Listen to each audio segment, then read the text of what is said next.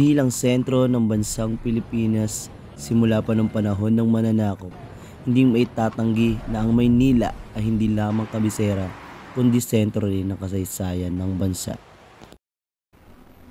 Noon pa man, batid na sa Maynila ang impluwensya ng dayuhang mananakop mula sa kagamitan, damit, transportasyon at kultura na hanggang ngayon ay hindi maikakaila na parte na ng pagkakakilanlan ng Pilipinas.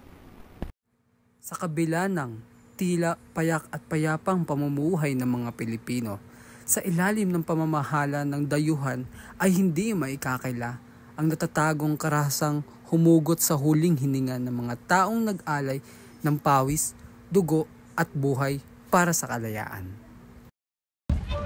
Ang paglaban para sa kalayaan ay hindi makakamit kung ang mamayang Pilipino ay pipiliing pumikit at tumalikod sa kadahilan ng nagbabadyang karahasan na maaaring tumapos sa kanilang buhay.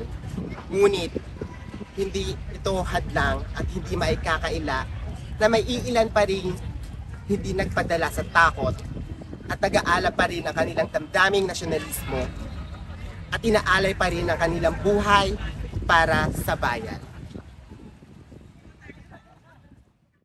Dito sa Bagong Bayan, o mas kilala ngayon bilang isang Luneta Park, ay nahatula ng kaparusahang kamatayan ang ating pambansang bayani na si Dr. Jose Rizal.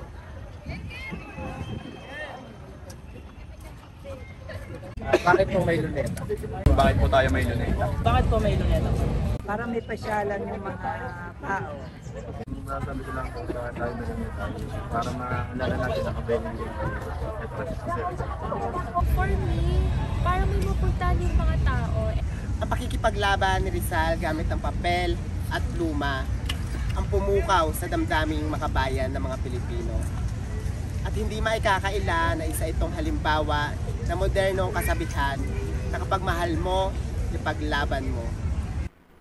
Narito sa National Library, makikita ang isa sa mga makasisayang kagamitan na nagmulat sa mga mamamayang Pilipino upang makipaghimagsikan sa mga mananakop.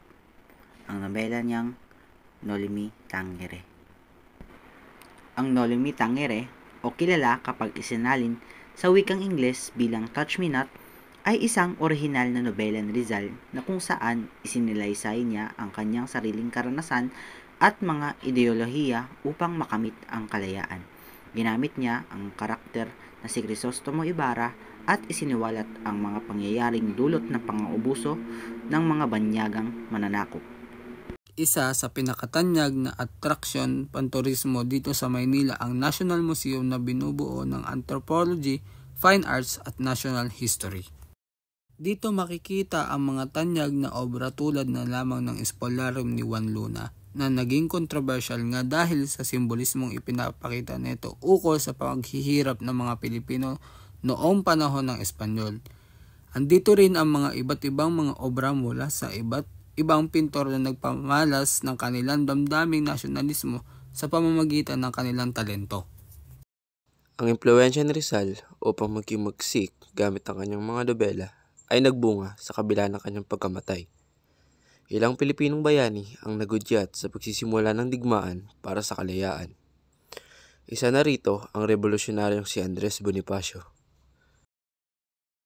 Si Andres Bonifacio o mas kilala bilang ama ng himagsikan, ang pinuno ng kataas-taasang kagalang-galangang katipunan ng mga anak ng bayan o mas kilala bilang KKK, ang namuno sa mga Pilipinong revolusyonaryo upang maghimagsik laban sa mga gobyernong Kastila at upang makamit ang independensya. Isang lugar sa Maynila ang masasabi nating antigo o luma na, ngunit bakas sa mga kalsada nito ang mga alaala ng nakaraan at kasaysayan ng ating bansa.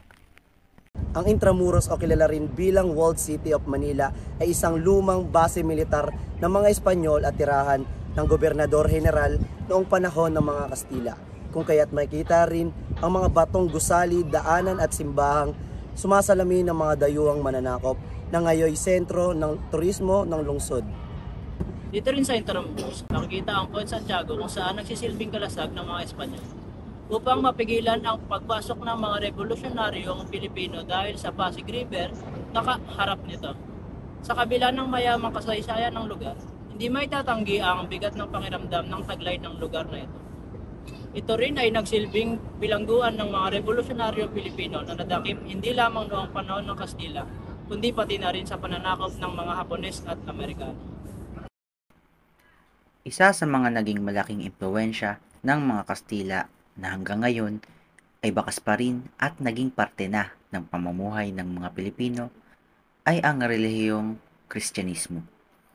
Dala nito ang kasaysayan, lalong-lalo na sa mga simbahan tulad na lamang ng Metropolitan Manila Cathedral na makikita rin sa loob ng Intramuros. Ang Metropolitan Manila Cathedral ay itinayo noong 1579 sa ilalim ng mga paring Agustinong mula sa Espanya.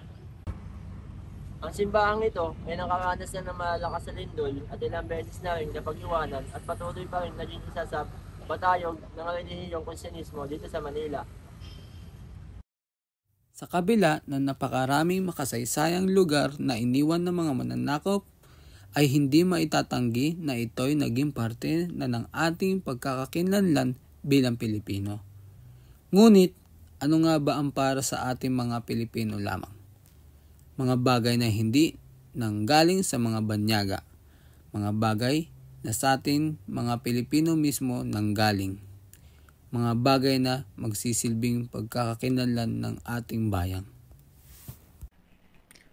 Ang mga isyong panlipunan na noong panahon pa lamang ng mga Kastila ay nangyayari na ay hindi naiiba sa mga pangyayari ngayon na nagdudulot ng paghihirap sa mga mamamayang Pilipino.